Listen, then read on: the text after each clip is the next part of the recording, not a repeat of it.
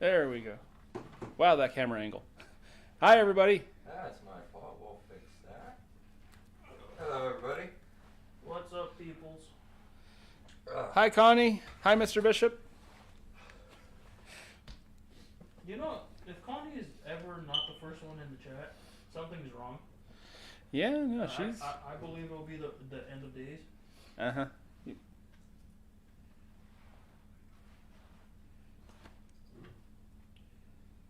You okay over there?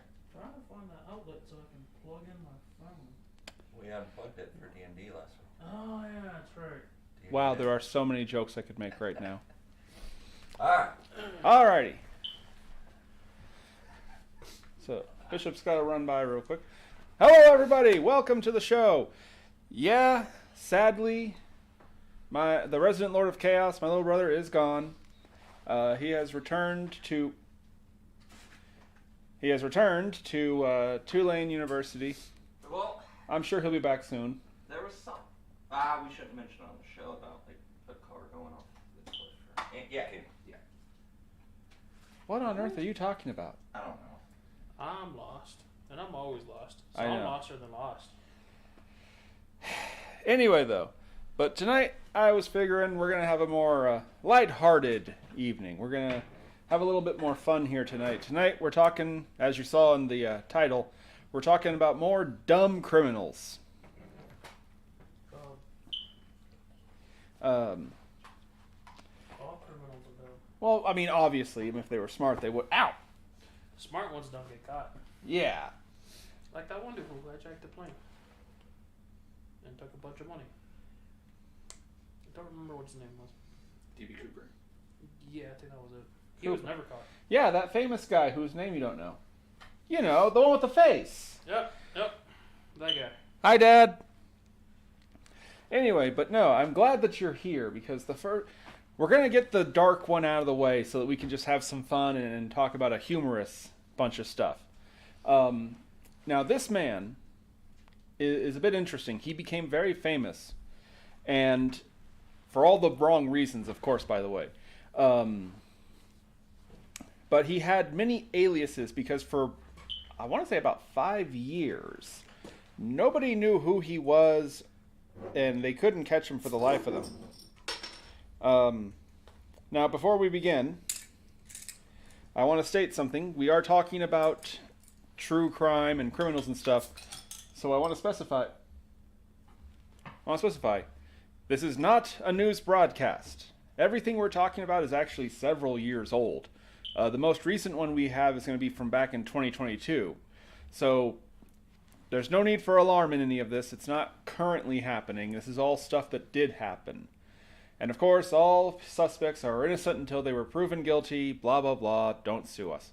Anyway, though, this guy had a reign of terror spanning from 1984 to 1991. But he accrued many nicknames. And what's funny is actually a lot of them very weird. But I want your help translating one of these names. Let me see here. He was most commonly referred to as the Pillow Pyro, but he was also known as the Frito Bandito, and most famously, this is my personal favorite, don't laugh, El Fuego del Pontejo.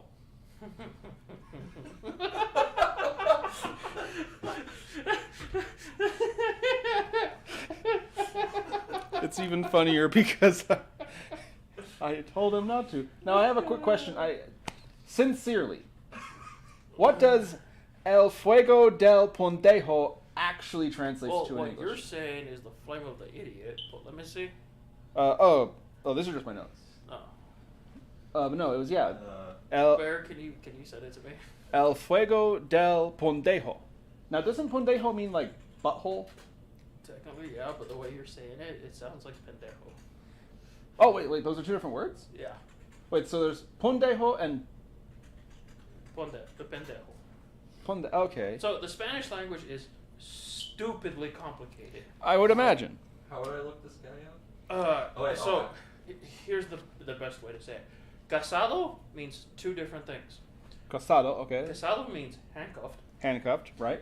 The other meaning is married. And it's like that. So, like, if a group of guys are going to go hang out, is voy a pasar tiempo con mis amigos. If it's females going to go hang out with each other, voy a pasar tiempo con mis amigas. Mis amigas. Amigas. Amigas. But if it's going to be a group of both genders, it's going to be voy a pasar tiempo con mis amigos. Okay. But you got all those gender people trying to turn the language non-binary. But fuck off. Yeah. But anyhow, you are. so now What's this guy's name? I'm getting to that. Hold on. Song lyrics and California laws. I will get to it. Hold on. Calm down. Well, if I need to look him up. I'm not surprised about the California laws. Yeah. Well. Anyway, now the reason that the media 1984 to 1991. Anyway, so as I've been trying to say, there's a reason that they had all these mocking names for him in the newspapers and the news and stuff. It's because investigators believed he was a genius. And so they figured genius goes hand in hand with hubris. So they intentionally told the media to call him mocking stupid names in the hopes that it would goad him into making a mistake. His actual name was John Leonard Orr. And where were these crimes based on? Southern California, around LA. Then again, it fits. California's been the center crime of freaking serial killers since the 60s.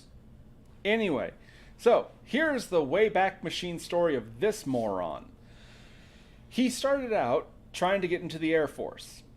He was there, and here's the thing, I've tried to look up his military career, and I've gotten multiple stories. Some people say that he only was in there for a few months.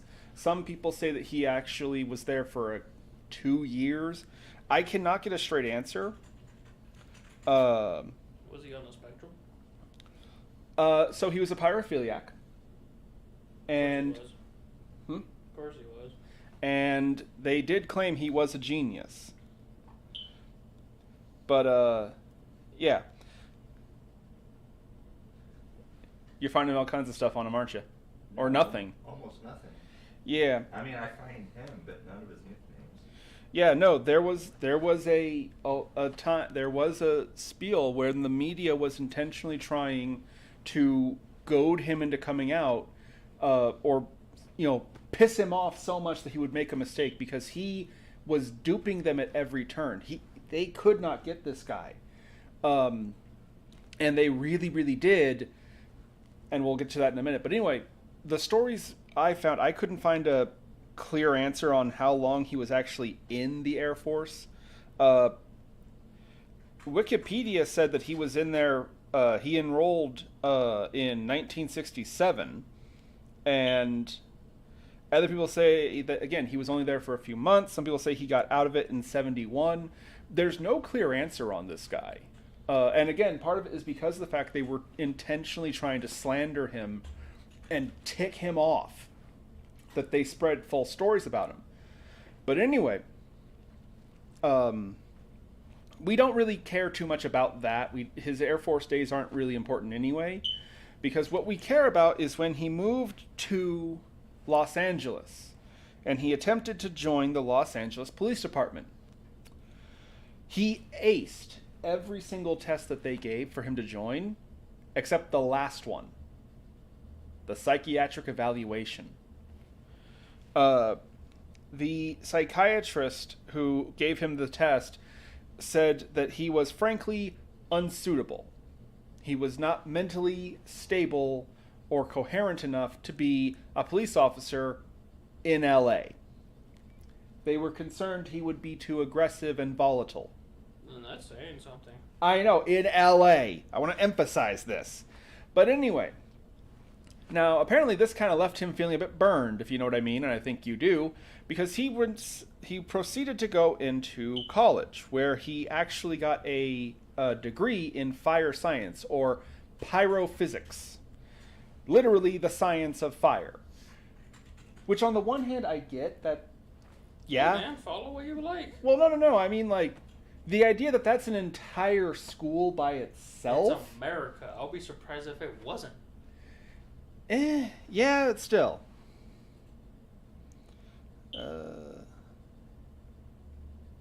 What's going on? Oh, hi, Mom. She's watching us on television. Anyway. Hello. Anyhows, though, he went to college and got a degree in fire science and turned right around and joined the LA Fire Department as a fire investigator. And almost immediately, he started... Yeah, he did bad stuff, and we're going to have to unfortunately jump right into the deep end because so did he. A lot of people say he was a... Actually, he is, because he's still alive, by the way. He is a certified genius, a literal genius, especially in the topic of fire, which is kind of, yeah, like you said, you know, work with what you love, right? But anyway... And basically, No idea. anyway, he developed this little device that is actually, I can't describe it to you. If I did, that would technically be terrorism. It was officially it was referred to as a delayed burn device, a DBD. I literally can't go into further detail. And for the record, Dad and Mr. Bishop, don't... I know what you're doing. I can see you through the camera. Don't look it up and start talking about it in the chat. I know you guys. I know you're thinking about it. Don't do it. Same with you. Fuck you. I was about to say that I believe we need to have a show with both your dads on the... here. Oh, God, that would be hilarious, but we'd need a wall between them. Anyway, though. He developed this device. One can sit over there, or one can sit right there, and we'll let you be in between them. Anyway, by the way, love you, Dad, love you. I'll be as useful as Biden's wall. Anyway, so I'm not touching that with a 10-foot pole. Anyhow, so he developed these devices, and here's the scary part: he made thousands of these little bastards, and the very first one that he used was in a Ol's Home Center store. He planted the device, left, and tragically 4 people did not survive the fire. Among the victims was a 2-year-old child, as well as a 70-year-old man who was actually that child's grandfather, who went back into the fire to try and rescue her. 2 other individuals were killed. An employee was injured severely. And here's the saddest part of all. Here's the creepy part. Because a lot of people say, oh, you know, well, he was just a pyromaniac. You know, he didn't get anyone hurt aside from this investigation. Yes. However, from day one, Orr was an absolute psychopath. Because, remember, he got a job at the fire department in LA. Guess who the fire investigator was that they sent to check out the charred remains? Him? Himself. Well. Yeah, convenient, right? Here's the funny thing: he almost slipped up here, because from another county there was another investigator there from another county, and he was saying it must have been an electrical fire because there's no evidence of anything else, and Orr actually busted up laughing at him, saying that you must be an idiot. This is obviously arson. The fact there's no evidence means it had to have been an arsonist. Because only an arsonist would cover their tracks. An electrical fire would leave evidence. If it was an accident, there'd be evidence. Only an arsonist wouldn't leave proof. Hey, look at me. I did this. He didn't... Yeah, here's the thing, though. He must have learned his lesson real quick, because after that, he got real quiet. And again, from 84 to 91... He was an absolute terror. He is responsible for over 2,000 fires. Remember how I mentioned he had like thousands of those little machines? Fortunately, he didn't. No one else was killed in his rampages. But here's the thing. Remember how I said we're talking about dumb criminals? Don't worry. We have reached the end of his brilliance because now we're going to get to make fun of all the stupidity he did. So, number one, again, he was a fire investigator. Now, every year, there is actually a kind of convention for fire investigators. They meet in San Bernardino. It's not called a convention, it's a conference, fire investigator conference. And it's literally where just a bunch of fire investigators meet and discuss basically fire science. And the sad part is he was like highly billed with going to these events. Like, no, everyone thought he was a genius. But here's the funny thing. You're not going to believe this. So while he was at San Bernardino for the conference, there were a bunch of arson fires in San Bernardino. Anger, Johnson. Hi, Donson. This is just like how Ted Bundy, when he left Seattle, and All the murders followed him. Isn't that Yeah. the most convenient thing? when he was in Colorado, I think there was like 2 or 3 he did here. Mm-hmm. Couple in California. But anyway, now. Was he in Colorado? Yeah. Yeah, he was in Colorado. He was jailed twice here. Yeah. Both times he escaped from prison were from here. Mm-hmm. But anyway, so here's the funny thing. A U.S. fire marshal noticed this. Wait a minute. You have all these arson cases happening in L.A. They suddenly stop. Now San Bernardino, there's arson fires. Then the conference was over. The fires stopped in San Bernardino and restarted in L.A. Now everyone, all you playing along at home, you guys, I want you to put your thinking caps on for a second. There's fires in LA. They stop. They start in San Bernardino. They stop in San Bernardino, restart in LA. What coalesces with this? That there were fire investigators from LA in San Bernardino.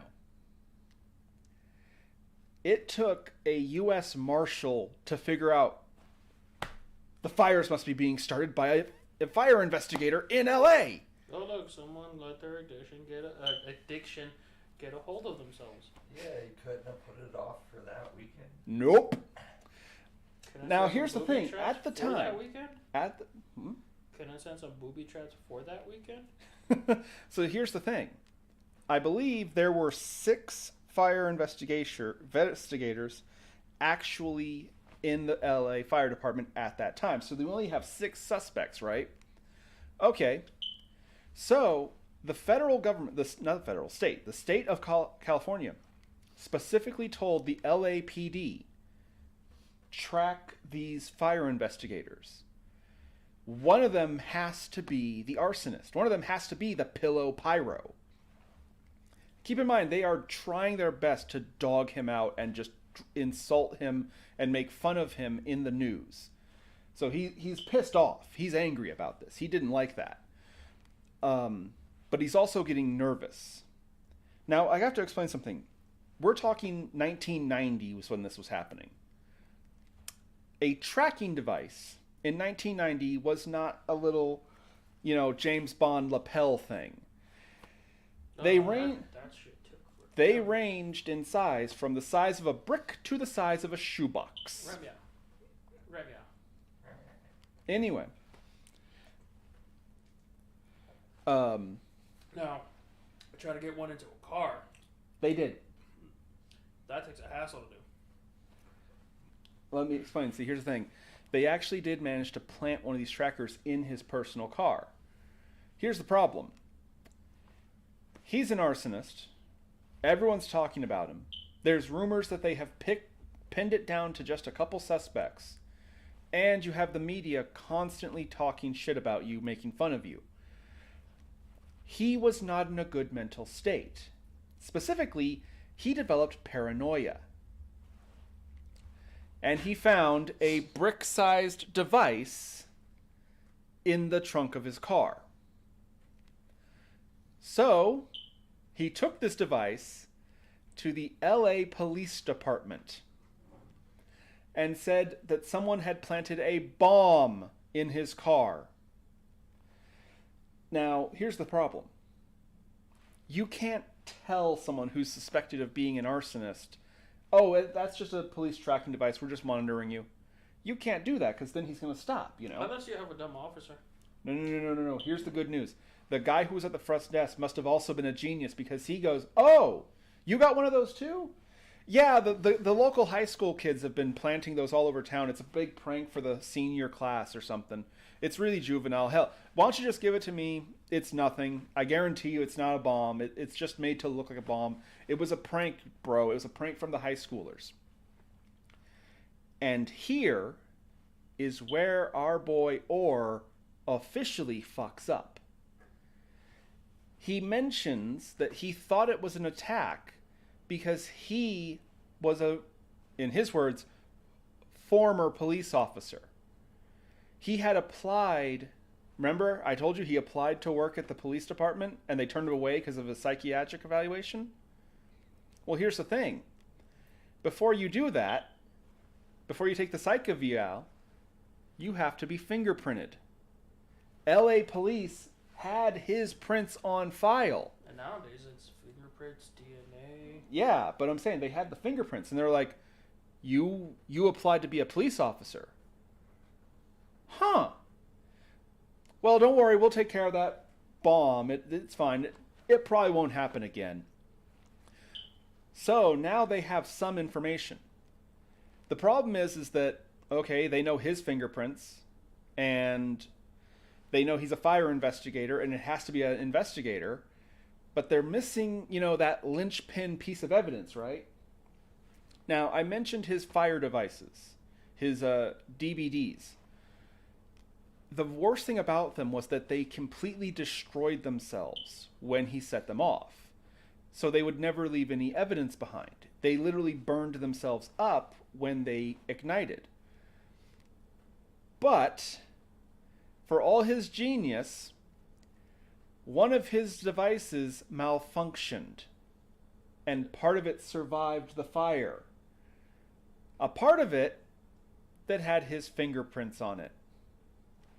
And some people even say, like, that's divine intervention, right? That was stupidity at its finest. His brilliant machine, his great device, malfunctioned and actually saved his fingerprint. And so they had the fingerprints. It was a match. They had everything they needed. They just needed one last thing. Because here's the problem. This wasn't just petty arson. This wasn't criminal mischief. They wanted to get him for murder. Because remember, he killed 4 people. The problem is, the bigger the accusation, the bigger the evidence you need. They didn't want to risk, him getting away just because it wasn't concrete. And they knew there was one option left. They had to catch him in the act. So they tried a Hail Mary. Everyone said this will never work. He can't be this dumb. He's a genius. He wouldn't be so dumb. They planted a second tracking device in his work truck. He wouldn't be so dumb, right? Nobody would use their work vehicle to go and start a fire, right? You'd have to be an idiot. So what is his the Fuego del Pendejo means? Did you find it? No, Oh. that's just how he's saying it is how I think it is. His nickname was literally idiot. So he used his work truck to go and plant the next arson bomb. Because remember, he was paranoid that someone was trying to kill him, that someone was trying to plant bombs. So he didn't use his car for anything. He used his work truck all the time. And yep, it got a ping. It gave a ping at a building that had just ignited on fire. So there you go. They caught him. And they did. They intercepted him on the road and was literally leaving the scene of the crime. But here's the thing that gets better. And this might be a bit of an older reference. Some of the younger folk might not get this joke. But so they've got him for 4 counts of murder, one of which, by the way, was a baby. And yes, over 2,000 arson fires.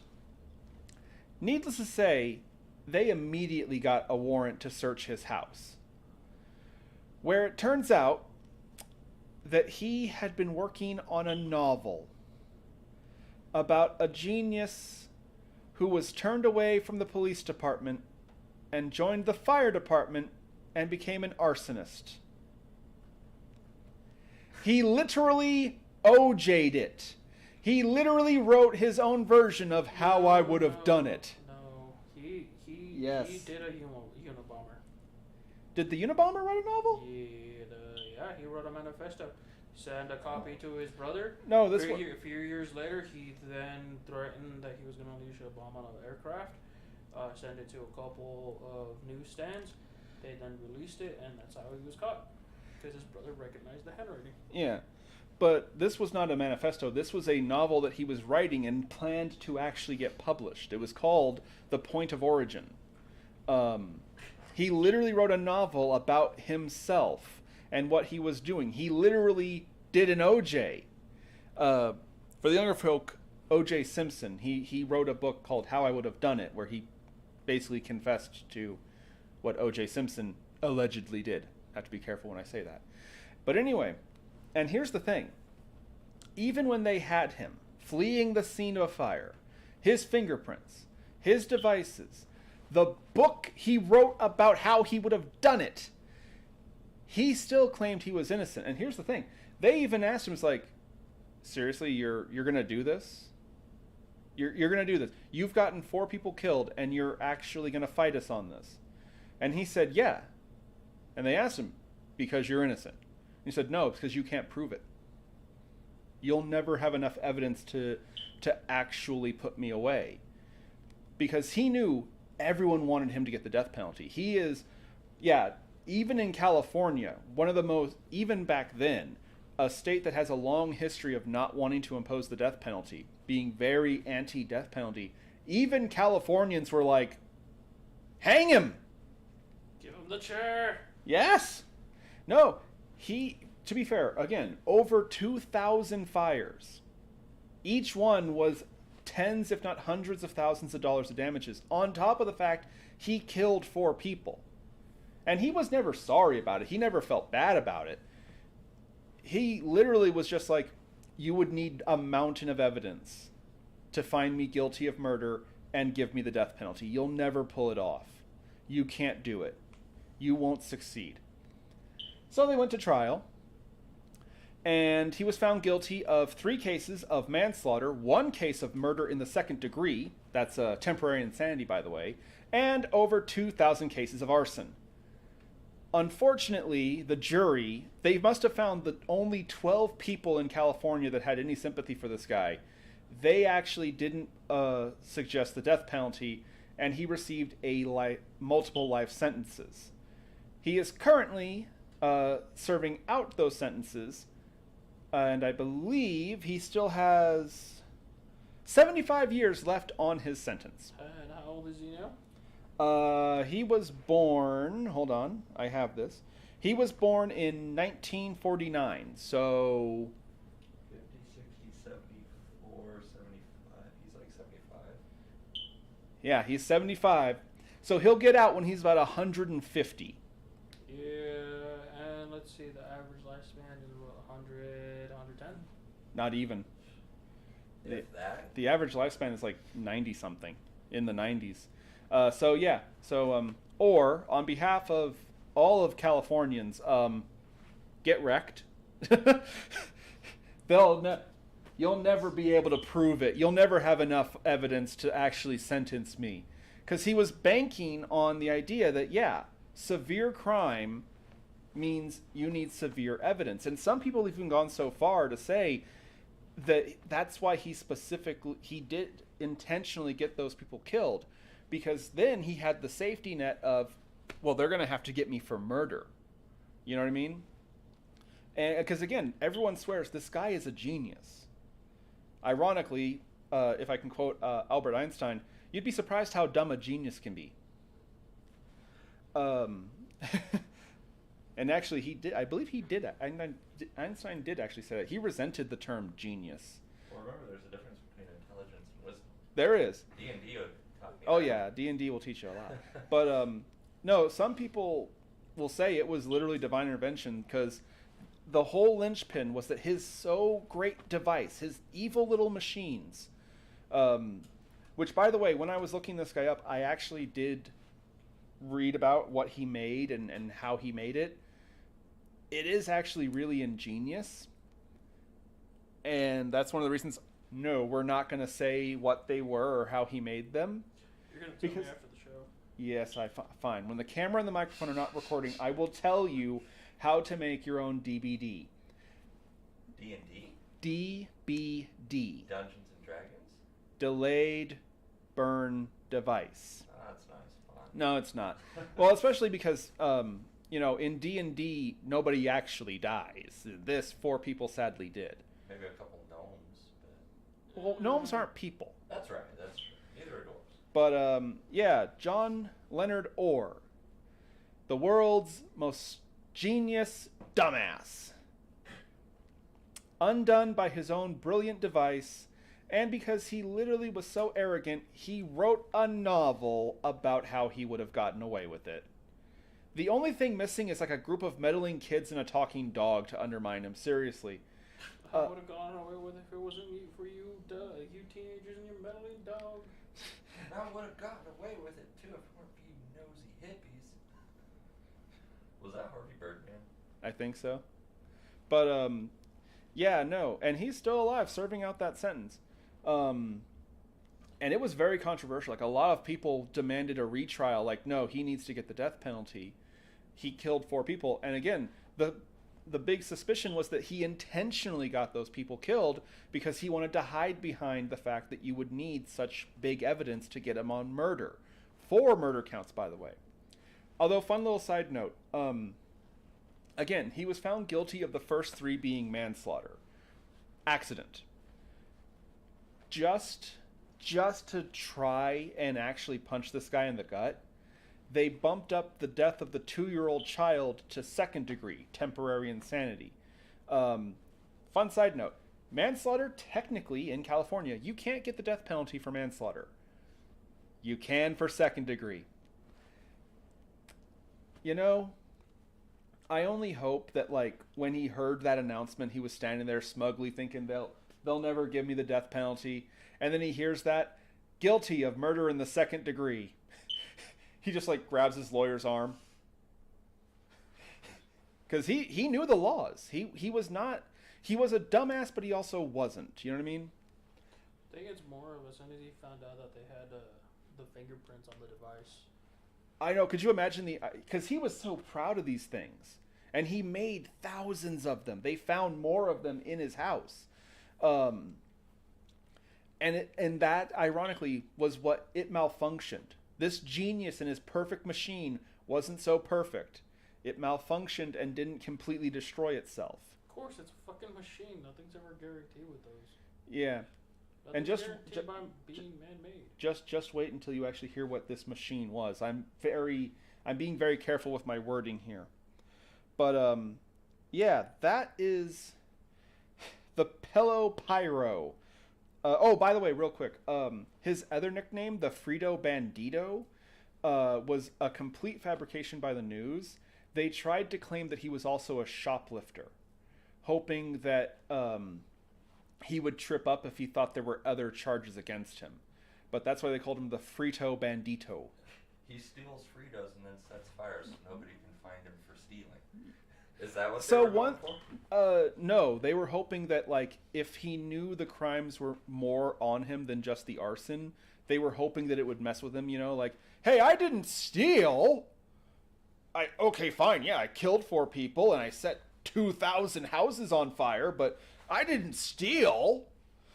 Okay, I see the logic. Yeah, again, and I'm going to say this, actually, this is a rare thing to hear in the 2020s, but I actually have to give kudos to the newspapers and the media and stuff.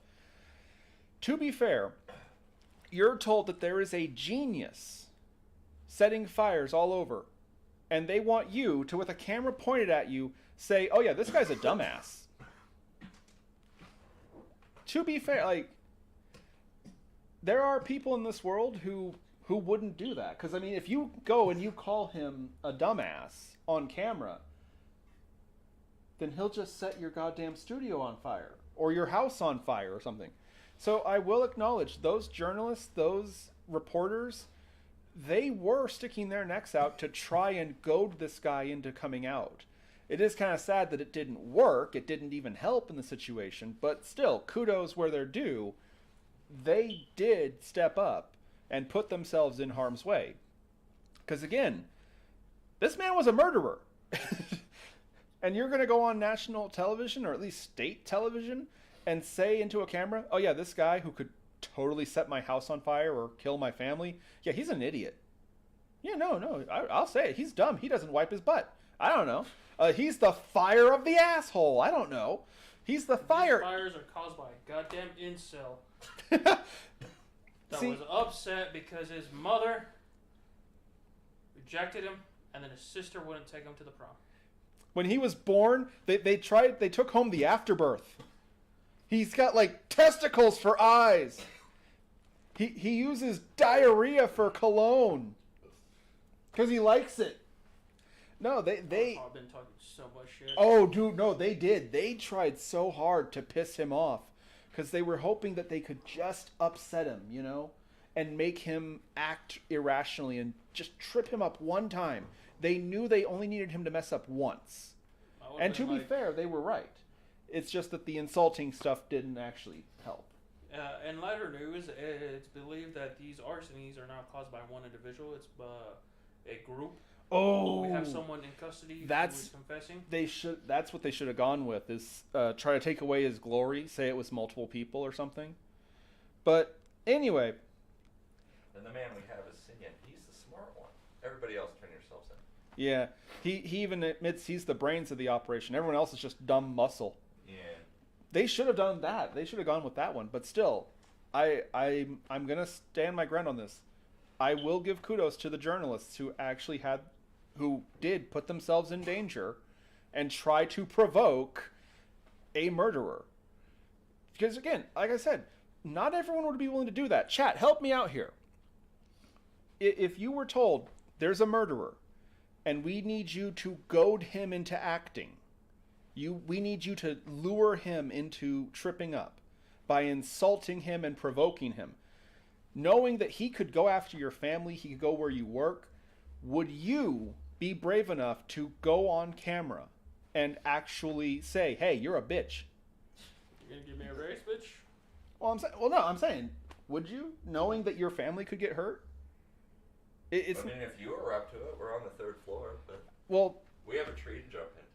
Yeah, but that doesn't change the fact that this hypothetical dude could. It's a lot to ask of someone, I would argue. Because I mean, it's easy for us. We're bachelors. We don't have kids to think about. Yeah. You know, hell, we don't even have pets to think. Well, you have a cat. Yeah, I'll get on my cat now. But I'm saying, like, again, it's not so easy. It's real comfortable when you're, you know, a brave person typing on in a chat, you know, "Oh yeah, I'd be brave." I'm gonna be running very far to towards the river where there is a elevation difference. Yes, definitely, because I do have several objects that tend to, when they heat up, go very quickly in a certain direction until they make impact with something. But because I have a boom boom stick. Please stop incriminating yourself on my show. The point I'm making is that no, they really were kind of heroic in this endeavor. Well, he's talking about fireworks, and I'm the one over here coughing like I'm firing out doobies. You okay over there? I am. You know what's funny is at one point we did have a little arson in the neighborhood here. Yeah, I know. Yeah. But I'm saying, there was like, apartments that on top of the hill got caught on fire. That was an arsonist? That was him? There was not him, but we had one here a couple years ago. up there behind my building got fucking lit up twice. Yeah, I Wow. remember when all the fires were happening those 2 years. Was that an arsonist? There was the one of the ones my unit. It was a little girl freaking lighting the goddamn the bushes. I outside, remember that. lighting them on fire. I remember that, and there was notes on the door about don't be setting the bushes on fire. Yeah. Oh, and yeah. Anyway. But I anyway, remember that. so I wanted to get that guy out of the way, partly because I wanted to see your reaction to El Fuego del Pundejo, but we're gonna move on, and I promise from here, folks, it's much more lighthearted. We're gonna have some fun now, okay? I promise. So, you want to talk about just some dumb criminals now, who frankly didn't commit murder? This time we're gonna go to Australia. Ironically, everything is deadly in Australia except this idiot, who's only dangerous to himself and criminal empires. Is this like the terrorist who tried to blow himself up on the plane, but all he did was like light his ass on fire, and that's like everybody on the plane beat Kicked him? his ass. No. So this is Simon 2. Back in 2020, at the age of 27, he received 2 very special monikers. One, he was involved in the biggest the biggest methamphetamine discovery in Australian history, and also has earned the title dumbest criminal in Australia. Simon 2. Simon T-U. T. At age 27. So he was a cargo driver. He drove deliveries. I just read his headline. Yeah. He was a courier, I should say. He was a courier, and oh boy, the media just absolutely destroyed this poor boy. Because Poor guy. he was 27 years old at the time. And yeah, he was responsible for the biggest methamphetamine discovery made by Australian police in the history of the country. Valued over $200 million. You'll love this one, Jesus. So, as he was going along, I just read the headline when I looked it up. Did you send it to me? No. so yeah, this was in when did he do this? I want to say it was June of 2020. I think it was June. Yeah, this is only a few years ago. Yeah, this was a couple years ago. So, I want you to picture a scene, folks. You are driving a big delivery truck. In the back is, roughly speaking, 260 kilograms of crystal meth. You are driving by a police station. Oh, Jesse. What do you do? Follow the law. No, you take a nap. He careened across the road, drove the wrong way, and proceeded to crash into a police vehicle.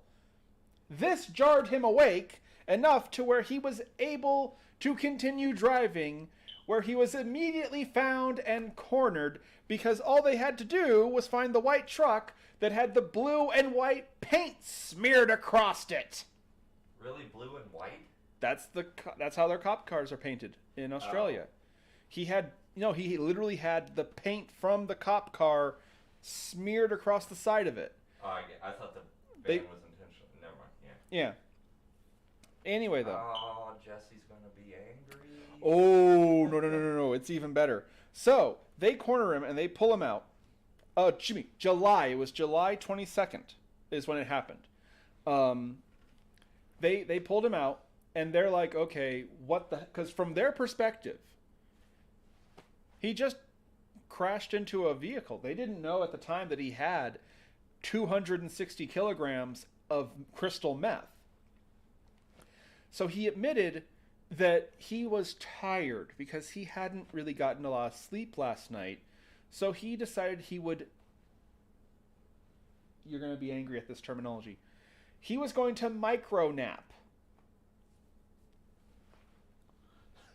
He was going to take a micro nap, and he slept a little bit longer than he anticipated in the vehicle and crashed into the parked police car in front of the police department. At that point, you might as well just fucking tested your own goddamn product. Well, no, here's the best part. He tried to deny it because they noticed he was seeming jarred, and here's the sad part. They were trying to help the guy. They thought he was in shock or something. So they're like, "Are you okay? You really seem kind of out of it. Would let an ambulance look at you, dude? You really see? Are you sweating? Why are you sweating? Why do you keep looking at the van? Are you okay? Is there something wrong?" No, officer, I'm not carrying heroin. It's meth. You can take a look. What? What? It's actually not too. How big is his fucking his eyes were dilated. Oh, do you have a... I have an article with pictures. So while he looks at this and probably has an ulcer, he said, "Look, I have to go. I'm a courier. I have deliveries to make." And they're like, "What are you delivering that is so important? You just were in a car crash, dude. You were just in a car crash. You can't go. For one thing, you destroyed a police vehicle, and secondly, you were just in a crash and you're acting really weird. We got it. You have to let an ambulance look at you. Something is wrong."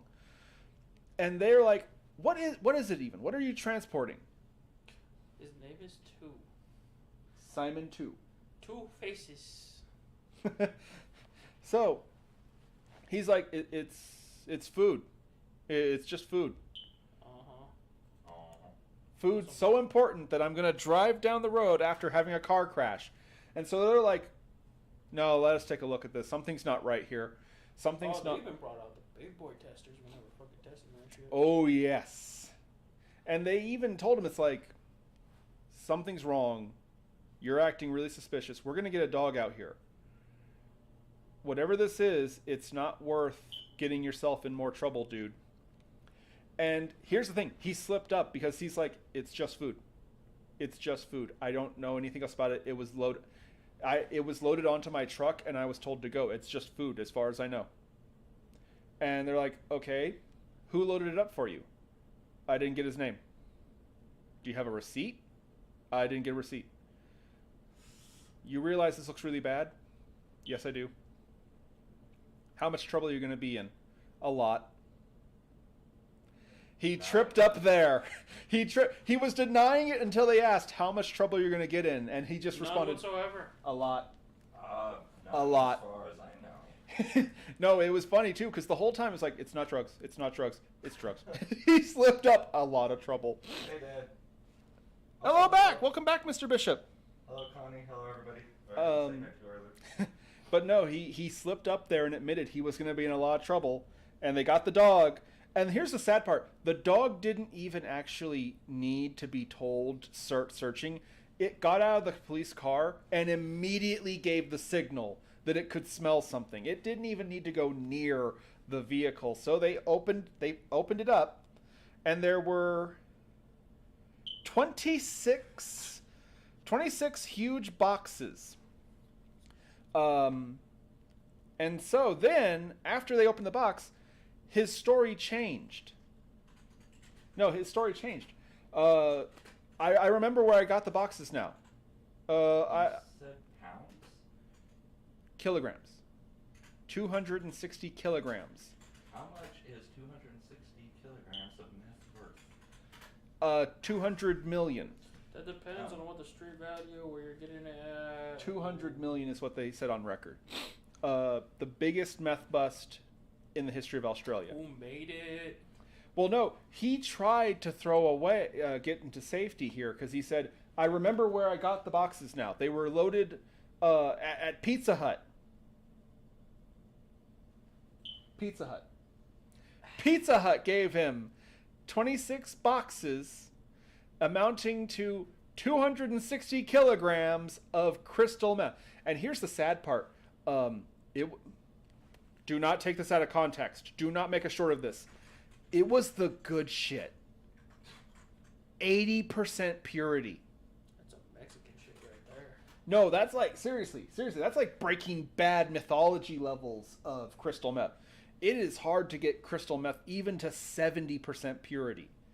One of the big reasons that in Breaking Bad, the Sky Blue was so special, It was Because like of the purity. 98 or something, 93 or something like that. It was in the 90s. it was in the 90s, and it was like That's nobody's ever got that. impossible. So 80% is like the closest you can get to Breaking Bad purity levels.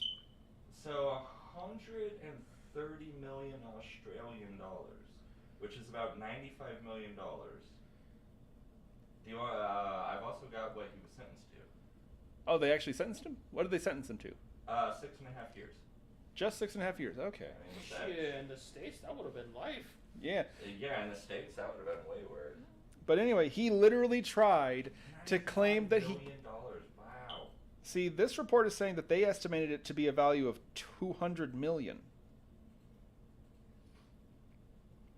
An investigator even asked, you know, someone isn't going to be happy about this. 200 million. I mean, this is around 130 million. So that does specify Australian dollars. Now the which- question is, he still alive? As far as I can Yeah. tell. That is a very lucky man. Because most people will get you murdered for doing that shit. Oh, It's a yeah. lot of money lost. Walter White's not going to be happy. Oh yeah, Walter. Yeah, Walter White and Jesse. What would Walter do? I guess Walter in later seasons would have found him. So, Walter in so he earlier did- seasons would have just smacked him. he had one thing that saved him. His fingerprints were not on the boxes. Ah. That was the one thing that they had. That was literally what saved him. His fingerprints were not on the boxes. So they had to go, okay, you sincerely were just the transporter who decided to take a nap while driving a truck. And I Okay. have to wonder, okay, first of all, how stupid of a term is micronap? Okay, what would have made him fall asleep? Like, realistically. See, meth wouldn't make you fall asleep. Gosh, it keeps you up for days. It depends. Why would you fall asleep? doing Driving. driving? Like how? What's the longest drive you've ever done? I've never driven. I wasn't talking to you. Personally, behind the wheel, 6 hours, which isn't much at all. No, but- it's not. But like after being on the road for a hot minute, See, especially transporting something, being That highly important? aware, being stressed out about it, not trying to get pulled over, puts a strain on your body. After a while, you're gonna be wanting to take a fucking And after a while, coffee and energy drinks won't do it. nope. but And if you're carrying something like that, it's you get from point A to point B, and then you get take this fucking route. If you are even a minute late, your ass is grass. yeah. But anyway, no. So again, if you ever feel like you're not good enough, if you ever feel like you are a fuck up, just remember that you never took a nap while driving a truck with 260 kilograms of pure crystal meth creamed into a cop car right in front of the police department, and then Proceeded to drive away. mm-hmm. Was You it- know, the funny part is if he had stopped, there's a chance that they might have not even thought about it. They could have given him a ticket. He would have to come back. Yeah, like, Because at that point, it wouldn't have been a hit and run. It would have just been a hit. yeah, yeah. I mean, there would have been no, and if he had just been calm, because again, the whole thing was he wanted to leave. He had to leave.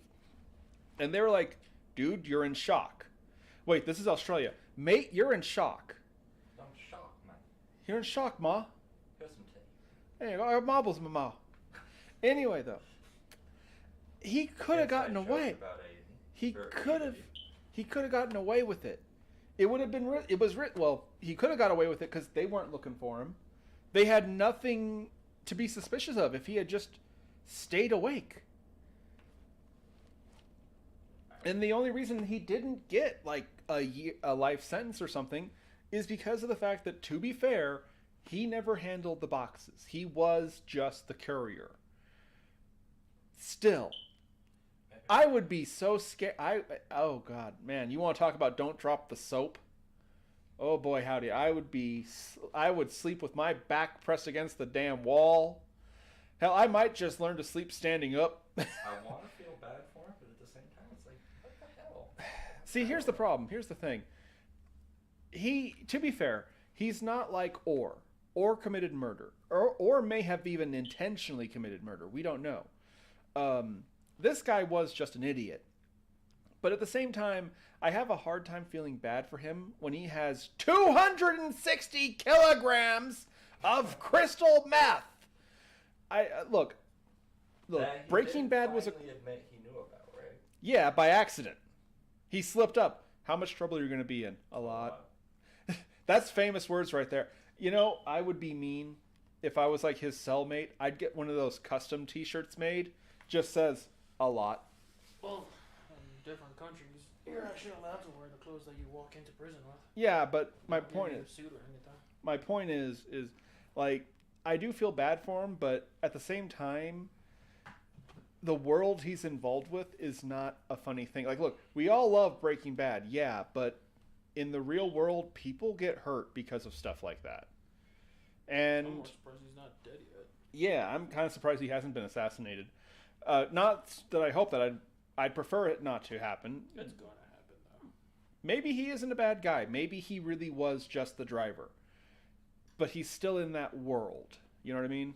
Breaking Bad does do an amazing job of showing how horrible that world is. It is, because it is. That's also why it's one of the greatest shows ever made.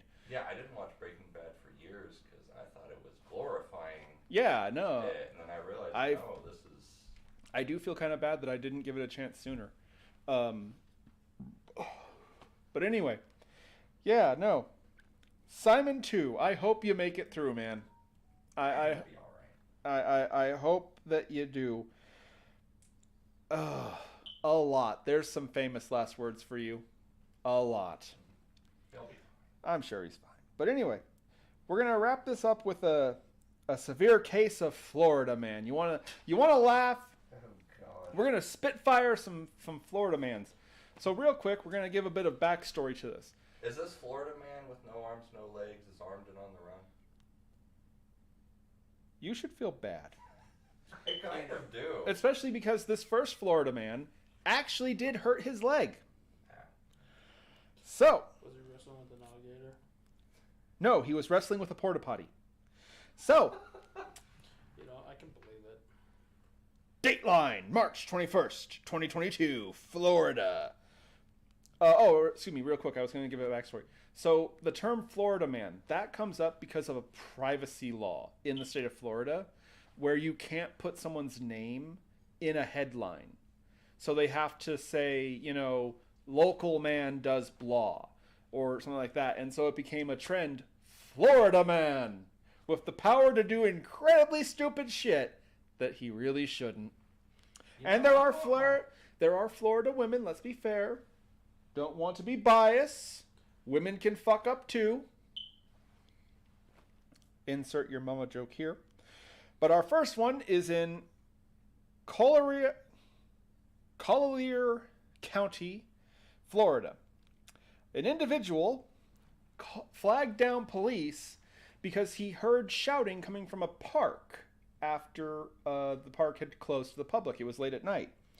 So a deputy proceeded to get out of his vehicle to see what was the... Sorry. Anyhow. That was my... Anyway. And sure enough, the deputy, yeah, they hear it too. There is somebody yelling and shouting in the park. So, our dear deputy decides to go and investigate. To discover a porta potty that is shaking violently and has one bare foot sticking out of its door. Deputies proceeded to try their best to assist an individual who was identified as James, don't laugh, James Goose.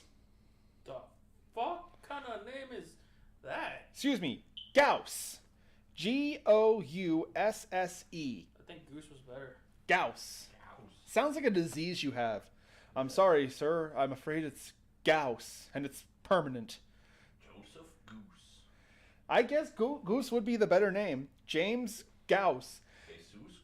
So Kristoff he was trapped inside the porta potty, and apparently he was having a bad day, let's put it that way, and thought that he was trapped inside the porta potty and tried to kick his way out. Did he get some of Simon 2's stuff?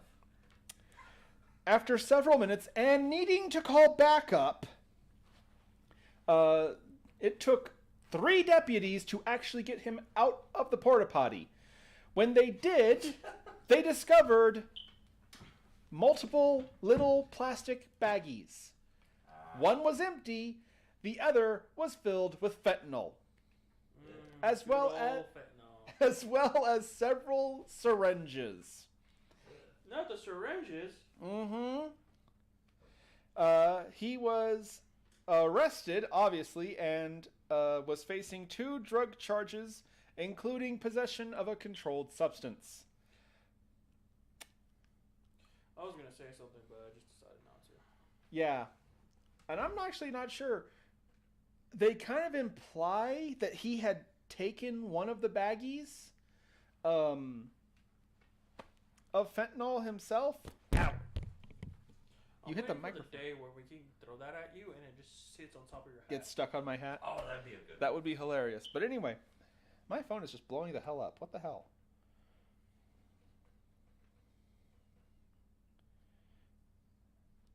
Anyway. That would be one of those shows where it's just there and you can't move your head. It has to Yeah, stay there the entire show. But anyhow, now this happened in March of 2022, but I couldn't find a follow-up, so he might still be awaiting trial. I don't know. I couldn't find a... What year was it? 22. That was during COVID, wasn't it? James Gauss. That was during COVID, right? 22? No, that was after COVID. But anyhow, but we're not done yet. Well, I can still see it being late for trial. It's Florida. He might still be awaiting trial. But anyway, we're not done yet because this is a special one.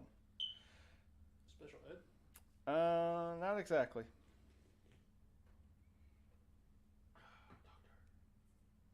Hold on a second here. Let me get my notes. Here we are. So, this was in July of 2022. Ready for the headline? Florida man drives stolen truck into Space Force base to warn of battle between dragons and aliens. Oh, fuck yeah. There we go. So, July 22nd, 2022. At the time, 29-year-old Corey Johnson stole a Ford F-150 in Riviera Beach, Florida, and then proceeded to drive for 3 days to Patrick Space Air Force Base, where he proceeded to attempt to drive through the front gate, but stopped in the gate and proceeded to explain to the guards, who obviously came swarming, that, and I quote, President Biden informed me via telepathy that U.S.-aligned aliens are marching on dragons aligned with the CCP. The fuck is the CCP? The Chinese government. The Chinese Communist Party. That implies that President Biden... So these are my 2 thoughts. One, that dude was on some fentanyl that hasn't been released all that much yet. Or the dude might need some medical attention in a padded room with a nice, comfy, well-fitted white jacket. A hugging jacket. with some huggy pants. I choose the side of the dragons. You would side with the CCP just because they have dragons? Well, no. I would. No. Communist. Just to take a dragon. Just to steal a fucking dragon. Just gonna steal a dragon. Just to steal the dragon and go over and just start doing area assaults on the CCP. Oh my God. What if it was a commie dragon who didn't like you? No, you steal an egg and raise it as a baby. Yeah, okay. He was arrested for here's kind of the funny part of it. He was arrested for Grand Theft Auto. Yeah. However, the United States Air Force decided to not press charges against him for driving through their gate on the grounds that he was too mentally unstable to actually pose a threat. He was more of a danger to himself than anyone else. Was he on something? I couldn't find a follow-up on it, just that he was arrested and he had a bail set for $3,000, and they only arrested him for stealing the truck. The Air Force decided to not press charges against him because they felt bad for him. Because not just that the President of the United States telepathically told me that aliens are fighting dragons, but it was specifically President Joseph Biden. Anyone want to touch that? Because I kind of don't. Not really. Yeah. This is just already. It's already kind of sad and funny, but here's the thing. When I read that, I thought of my sister Tara and how she got sent home from school because our grandfather told her that rain was actually caused by aliens having space battles, and rain was just the alien blood falling down onto the ground. Your grandfather sounds like an amazing person. Oh, you would have loved him. But anyhow, yeah. But we're not done yet. Because we have some more Florida. Because remember, I mentioned that there are Florida women. See, the fun thing about Florida man things is that 9 times out of 10, it's just the headline, you know? Because these are usually actually pretty small offenses. It's more the ridiculousness of it. And to be fair, sometimes some Florida men and women aren't actually in Florida. It's just there's a certain level of insane that you gotta call it Florida. You know what I mean? But this one comes from Tampa, Florida. Well, Jania Shimmerical Douglas. Shay Miracle. I think her name is pronounced Shay Miracle. Douglas. Man, why can't people just give their kids fucking normal ass names? Yeah, I don't know anymore. So here's the thing. She is probably the most tame Florida man or Florida woman that I have heard of, but she's still up there. Our boy, Shay Miracle, specifically blew through a pair of red lights in front of the police department. She did this because she was circling the police department, specifically running the red lights. She did it multiple times before finally a police officer stopped her. And so they, of course, try to pull her over. She does not. What seems to be the problem, officer? Or officer problem? So here's the thing. She did one full lap around the police department before she finally stopped. And now, you have to remember, police, they really can't afford to be, lazy. Unfortunately, cop assassinations are a thing. And it's not unheard of for someone to intentionally try and provoke an officer to lure them away and try to jump them. So these officers are like, this could be a trap. They didn't play around. They had hands on their hips outside of their car telling her to get out. And here's the thing, to her credit, she completely complied. She got out, she laid down, she didn't resist or anything. And so they get her up, she's in handcuffs. And they ask her, what is this? What the hell are you doing? Shea Miracle claimed that being arrested was on her bucket list, and she was afraid that she would be getting a positive breast cancer result soon, so she wanted a jump start on her bucket list. That's the last thing you do on your bucket list. She was arrested for fleeing and evading and criminal mischief. See, she's putting other people's lives in danger. If she wanted to just be arrested, just walk in and Say, hey, can you arrest me? thump the cop in the nose. I don't know.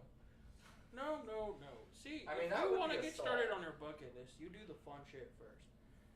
Getting arrested's the last thing because that's going to be a lengthy process. You're going to have to pay to get out and blah, blah, blah, blah, blah. You do everything else. You do the fun shit first. Then you walk up to an officer and like, hey, you're waiting until you get your results too. I've been diagnosed with so-and-so. By the way, blah, blah, she blah. was not diagnosed with cancer. She was fine. Yeah, you wait until you get your results. As soon as you get your results, start on your bucket list. If the one of the things on your bucket list is to get arrested, you save that shit for last because that shit's just going to be ahead of regardless of how you see it. You then go up to an officer. Hey, I've been diagnosed with cancer. I'm going to die within this time period.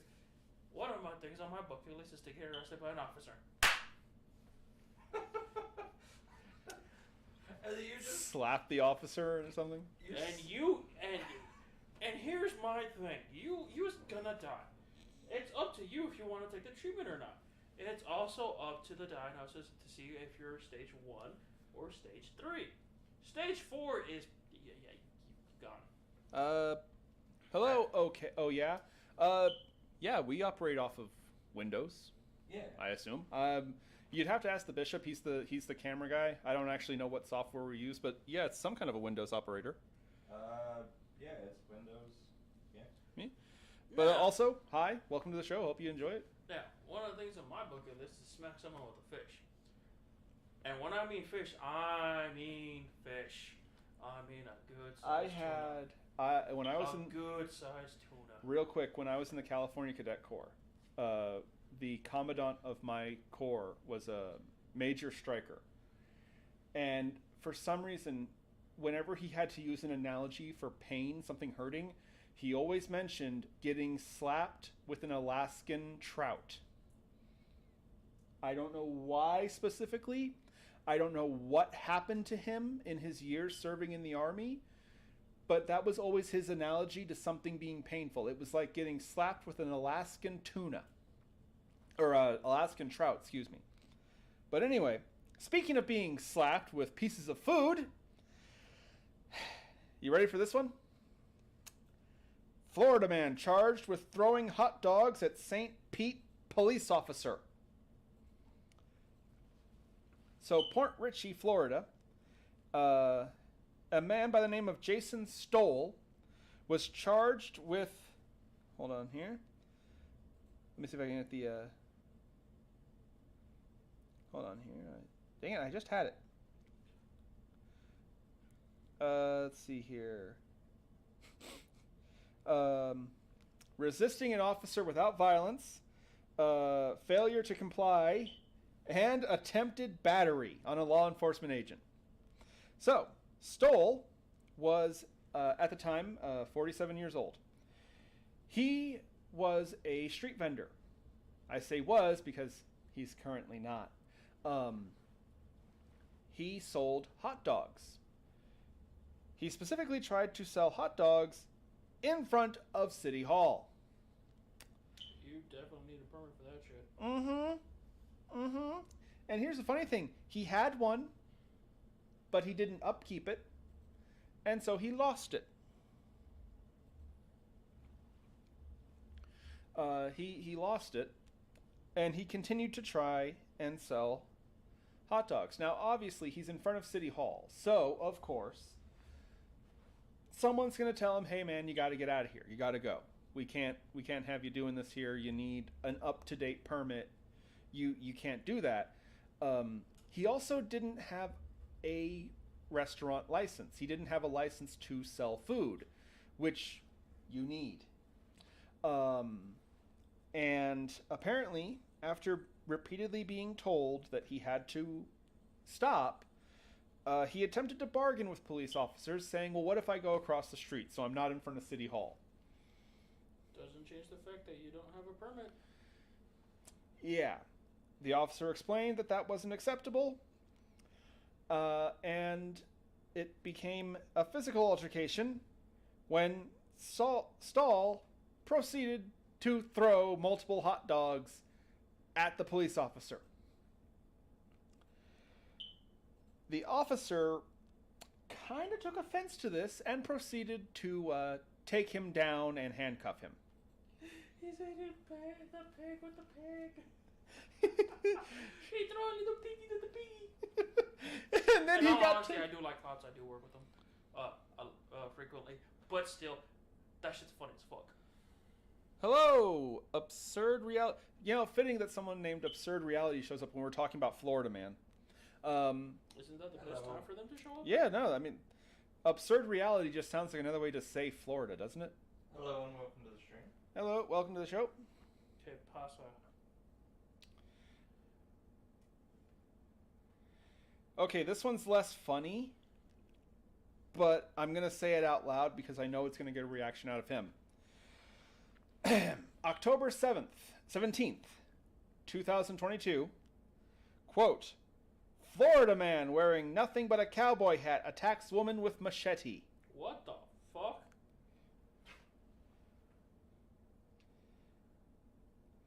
Roberto Hercules, age 45, assaulted a woman while she was riding a bicycle.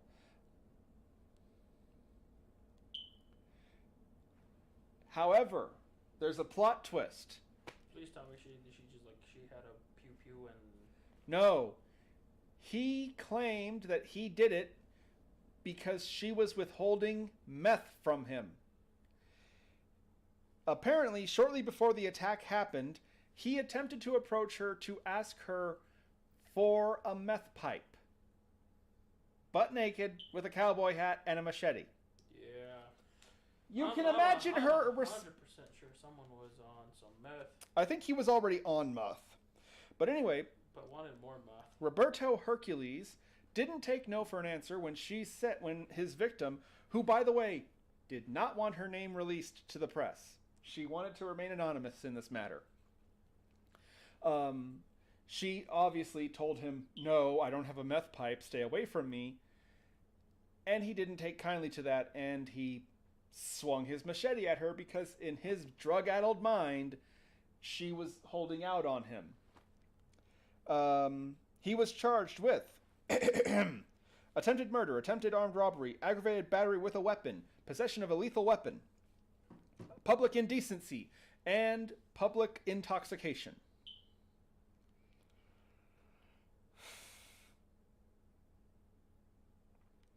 All right, and we're getting pretty close to the end time, so we're going to wrap this up with one that could only happen in today's age. You know, they say there's a price to the advances of technology and civilization. You know, that we don't really appreciate the power of a cell phone. We don't appreciate the internet and social media and how connected we all are and stuff like that.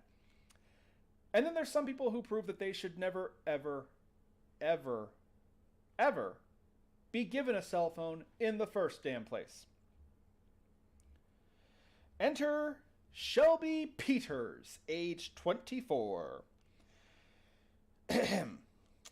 Ready? Dateline, October 17th, 2022. Weird how it's the same day as our knife-wielding cowboy. It's Florida. Florida woman speeds through checkpoint.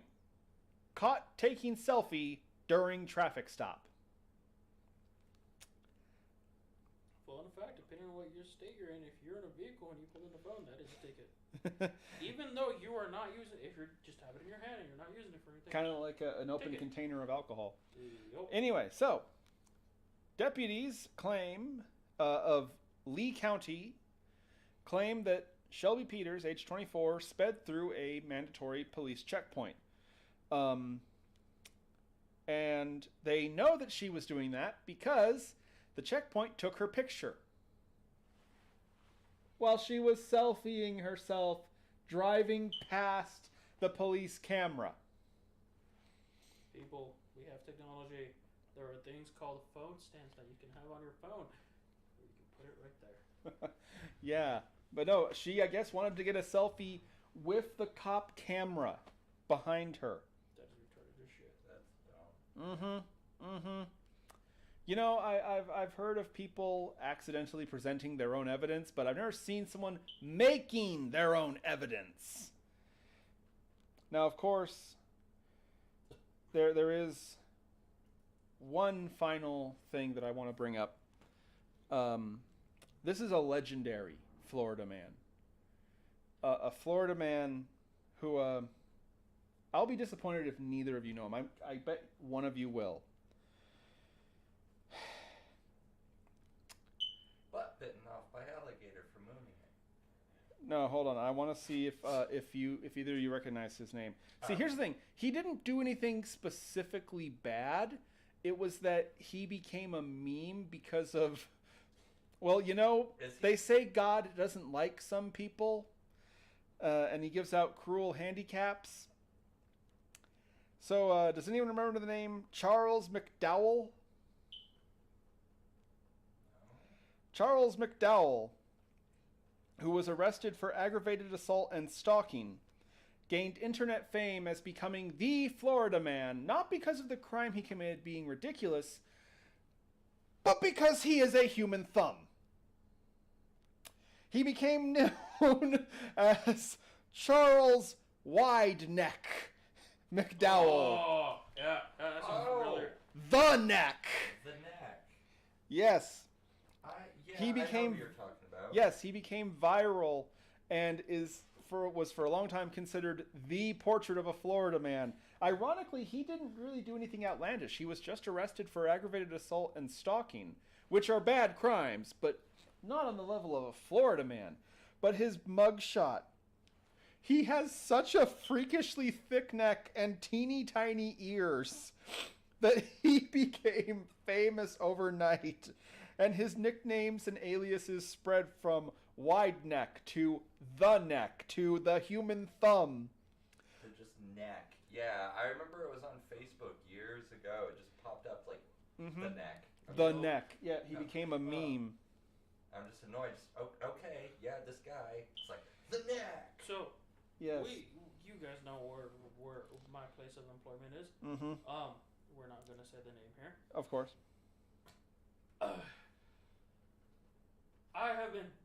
I've moved to a different position. I don't have to deal with most of that stuff anymore.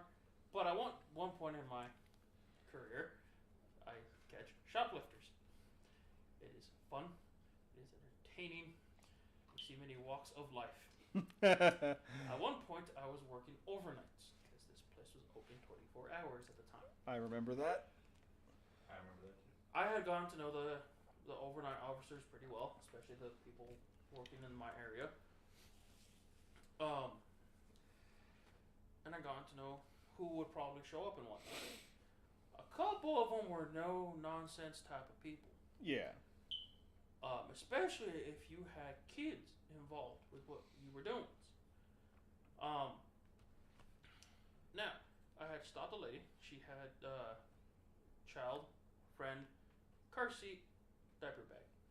She had put DVDs and said car seat. She had put other items inside diaper bag. I then proceeded to stop them. I only saw the one person select grab the items, conceal the items, only saw the person. Said person was the mother of the child. I then look at her and tell her, do you want your friend to take your kid? And she's like, no, my baby stays with me. Are you sure? I'm giving you a break. You're not going to get sympathy points from Popo because you have your kid with you. And she's like, my kid stays with me. You're not going to get sympathy points. It's going to go the other way. My kid stays with me. Okay. Step in the office. Have her take everything out in front of the camera so that way it shows that she's taking the items out. Works really great in court. Officer shows up. Tell her what happens. looks at the kid, looks at her. She's like, "You have anybody to come pick up your child?" And she's like, "What?" And she's like, "Do you have anyone to come pick up your child because you're going to jail and you're also getting charged with child neglect, child endangerment, contributed to a minor, and a bunch of other shit." And she's like, "But I only shoplifted." And then I'm behind the officer going, You warned her. and she is. Yeah, no, cops don't have sympathy when kids are involved. In fact, it usually pisses them off more. Yup. And I take it we know what happens. Yeah. Oh, there's another one where Oh, I don't think you were there. Were you there for the little boy? which time? Okay, I'll finish this up with a story because I worked at the same place as him, and I actually think you weren't there. This happened on a night you weren't there. It was after we started closing around 11. I at the time was a cart pusher, and I was getting the carts in, and I see this little boy, probably 5, maybe, alone in the parking lot. Now, keep in mind, this is working outside. It gets very cold where I work. I have this like suit, this thermal armor, because I would literally be out there and it'd be like 0 degrees.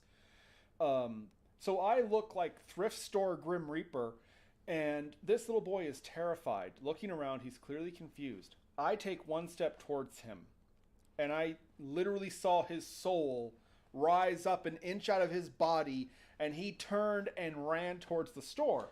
Wait. So now let me go. So now I'm like, oh no, oh shit, something. I didn't mean to scare the kid. He runs to the door greeter. Keep in mind, this is about 11 o'clock. We are closing, and we're like, everyone, and I'm keeping my distance, but I'm trying to be close to the situation, obviously. And they're asking the little boy, what are you doing here? Where are your parents? And he explains that, well, Daddy's gone. No, I was there for that one. And they're like, what do you mean Daddy's gone? And he explained that Daddy was picking up his girlfriend, and they parked their van in the parking lot because Daddy lives across the street in the apartments next to the place we work at.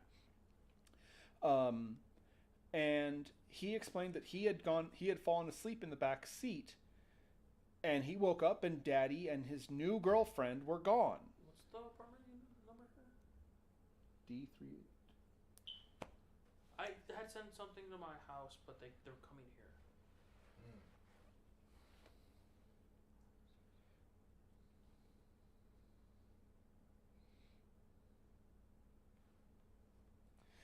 Anyway, so we're trying to figure this out. Apparently, and it sounds to me like his father literally picked up a prostitute and went across the street to be with them while he left his child, who, by the way, was 5, I was right, in the car, in the parking lot of the retail store that we worked at. Now, here's the kudos to this kid. He knows Mommy's phone number. And we're like, okay, what's going on? And he explains that Mommy and Daddy don't live together anymore. And he was supposed to be with Daddy for the weekend, but Daddy was gone when he woke up in the car. Yeah, what woke up the kid was when he got up, the alarm on the car went off because he was inside the car. And he got scared, so he came out. Yeah. Anyway, but he was smart. He knew, 1, he knew what do other adults call Mommy, and 2, he knew Mommy's phone number. So very smart kid. And we tried calling this lady like 4 times. Finally, she picks up. By that time, we already called the Police. Yep. The law enforcement. They were already at the building, at the store. Yeah, the police were there. And this woman, it's funny because I'm keeping my distance because clearly I frightened the kid. I don't want to bother the kid. Yeah, I remember that shit. Yeah, no, I scared the tar out of this child. And then he runs to you. It's like, oh, Grim Reaper. Oh, shit, an ogre. Yeah, but he hangs around me for a little bit until... Yeah, until the girl... There was a woman. One of the front-end managers shows up. Yeah, a woman, and he immediately just went to her. Yeah, which is okay, because that means that, 1, Dad's not... dad's not doing what the fuck he's supposed to because the child should feel safe with it regardless of who the fuck it is. Yeah. And he feels more safe. He feels more comfortable around With women. That's fine. That means mom's doing what the fuck she's supposed Yeah. to do. Mom was so fucking mad when she got to the store. I saw when she got there. She, like, almost did a rock star power slide on her knees to just grab him and hug this poor boy so much. She almost absorbed him like a sponge. I'm standing there watching this like, oh no, she's going to achieve her perfect form. Oh, man. But here, it gets better. There is a cherry on top of all this. I don't know if you saw this, but they had to talk to the police. Mm-hmm. And they asked, okay, you say Daddy lives across the street. Do you know Daddy's apartment number? Little boy did. So 3 male police officers crossed the street, and they formed up in rank and everything. Yeah, the good thing about because that was where we work at least child abandonment. Where he was at, well, where I work at, Yeah, you're still there. I left. yeah, the address says one city, but the problem is the way the jurisdiction is set up. It's between one county and a different county. The county that's there, it's best way to describe it. It's like the U.S. and then Hawaii.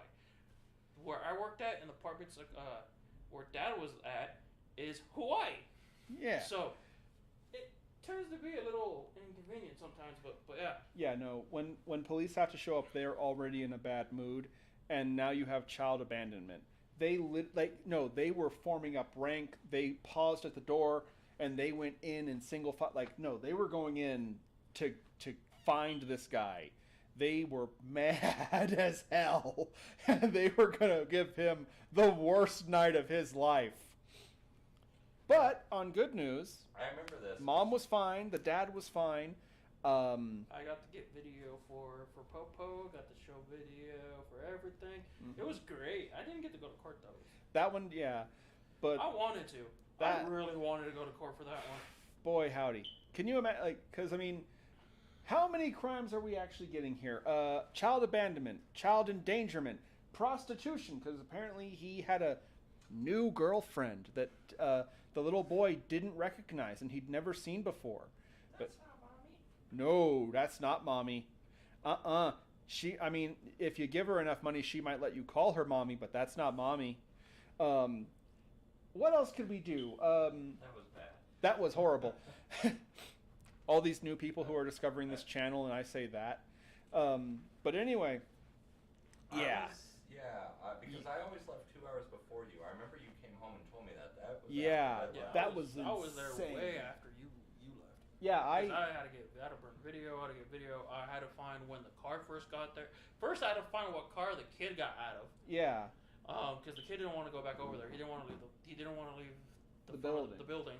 Probably because I was out in the parking lot. Oh, probably. You didn't see it. No, I saw it. That boy was I did. terrified. After I found it, yeah, I just see you there, kid go.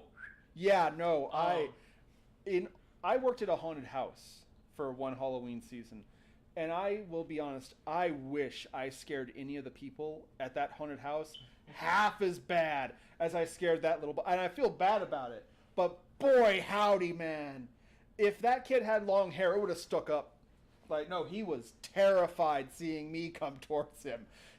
The amount of shit I have seen that just neglectful parents Oh, have done God. just at that place. You know, pisses me the maybe fuck off. Maybe we should talk about that next week. Yeah, when I leave the company. Oh, come on. We can share some stories. No, definitely when I leave the company. Aye, vey. But who knows? Hey, who knows what we'll talk about next week, right?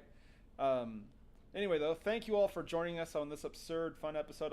I do hope we all were able to laugh a bit at this ridiculousness. I personally love the topic of dumb criminals. Just so easy to get lost in them, and they're funny as hell. But anyway, folks, I have been your host, Kristoff N. Chester.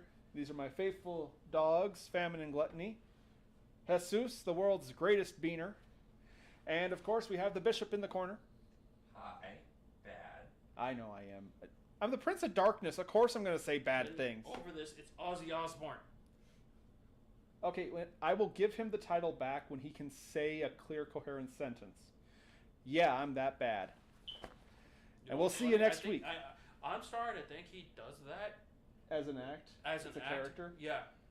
Because I've heard stories of Michael Jackson that the voice that he was doing wasn't his actual voice. Oh, yeah. Yeah. But anyhow. I've heard that too. Yeah. Anyway. We'll see you all next week, guys and girls. And as always, keep checking the shadows. And conspiracy.